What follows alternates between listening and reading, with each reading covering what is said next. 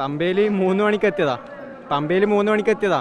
ഇങ്ങോട്ട് വരെ ഇപ്പോൾ 6 മണിക്കൂറിനടുത്ത് എത്തി. മുകളിലത്തെ നടപ്പന്തലിൽ 2 മണിക്കൂർ വന്നിന്. ഇല്ല, അവിടെ കുറച്ച് നേരം ഉണ്ടായില്ലോ. അവിടെ നിന്ന് വേഗം വിട്ടു ഞാനും.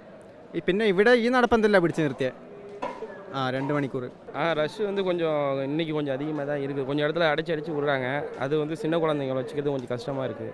நைட்டு எல்லாருமே ரொம்ப கஷ்டப்படுறாங்க. நைட்டு வந்து எல்லாருமே ரொம்ப கஷ்டப்பட்டாங்க. ஏன்னா குழந்தைகளுக்கு தனியாக ஒரு செப்பரேட் லைன் இல்லாமல் எல்லாத்தையும் ஒரு லைனில் விட்டனால ஜென்ஸு குழந்தைங்க 2 பேர் ஒன்றா மீட் பண்ணும்போது குழந்தைங்கனால அந்த அளவுக்கு அந்த மூச்சு விட முடியல.